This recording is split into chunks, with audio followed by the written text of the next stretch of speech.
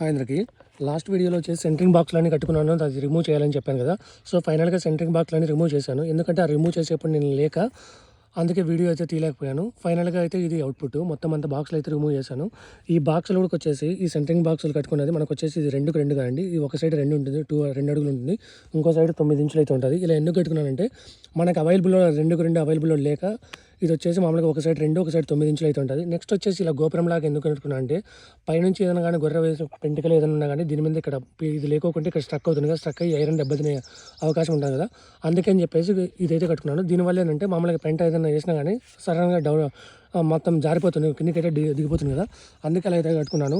మొత్తం దీనికి వచ్చేసి నాకు 1 డే అంటే దీనికి వచ్చేసి మొత్తం 1 డే అయితే పట్టింది. గోపురాలన్నీ జస్ట్ నాకు ఒక హాఫ్ డేలో అయిపోయింది మొత్తం అంతా.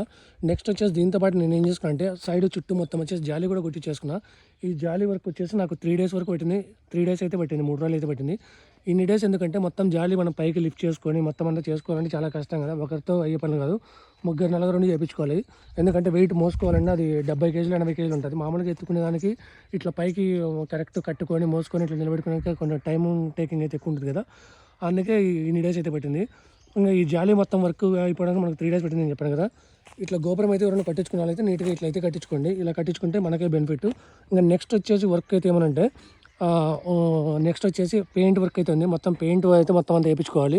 పెయింట్ వర్క్ అంతా మొత్తం అయిపోయిన తర్వాత నెక్స్ట్ వచ్చేసి రేకులు ఉన్నాయి కదా, మొత్తం షీట్స్ ఈ పైన ఐరన్ రేకులు ఉన్నాయి కదా, ఐరన్ రేకులన్నీ కప్పించుకోవాలి. ఈ ఐరన్ రేకులన్నీ కప్పించుకునేది అయిపోతానే మామూలుగా ఈ జిఏ ఫ్లాట్స్ కూడా తెప్పించేసాను.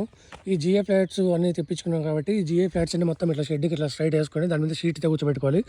ఆ షీట్ల కోసం కూడా బెంగళూరులో వేరే వాళ్ళని అడిగాను. బెంగళూరులో వెళ్ళి కాంటాక్ట్లో ఉన్నాయి కాబట్టి ఆ బెంగళూరుకి వెళ్ళి అయితే తెచ్చుకోవాలి. ఆల్రెడీ లాస్ట్ టైం ఒక వీడియో చేశాను, షీట్స్ ఎక్కడ క్వాలిటీ బాగుందో తెప్పించి ఆ క్వాలిటీ అయితే చెక్ చేసుకున్నాను. సో ఫైనల్గా దాంట్లో ఏదో ఒకటి డిసైడ్ అయ్యి వెళ్ళి చెక్ చేసుకొని ఒకసారి వాళ్ళు ఎన్ని డేస్ మ్యానుఫ్యాక్చరింగ్ మామూలు దగ్గర అవైలబిలిటీ కరెక్ట్ ఉందో లేదో చెక్ చేసుకొని చెక్ చేసుకొని అయితే తెచ్చుకోవాలి.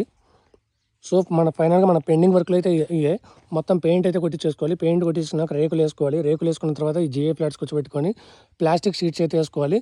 తర్వాత వచ్చేసి ఆ డోర్స్ ఉన్నాయి కదా, ఈ డోర్స్ అయితే మొత్తం డోర్స్ ఒకటి పెట్టించుకొని మామూలుగా ఇక్కడ ర్యాంప్ వస్తుంది కదా, మామూలుగా మెయిన్ డోర్ దగ్గర వచ్చేసి ఒక ర్యాంప్ అయితే వస్తుంది.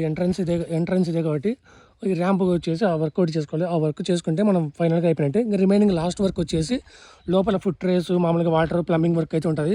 అది సపరేట్ కాబట్టి వేరే వాళ్ళు అయితే వచ్చి చేస్తారు, ప్లంబర్ పిలిపించుకుంటే వచ్చి చేస్తారు. సో ఫైనల్గా అయితే ఇది ఇంతే వీడియో. ఫైనల్గా అయితే మన ఫామ్ వచ్చేసి ఇది. సో ఎవరైనా మన ఛానల్ చూసినట్టయితే కంపల్సరీ లైక్ చేయండి, సబ్స్క్రైబ్ అయితే చేసుకోండి. మరిన్ని అప్డేట్స్ కోసం మన ఛానల్ అయితే ఫాలో అవ్వండి.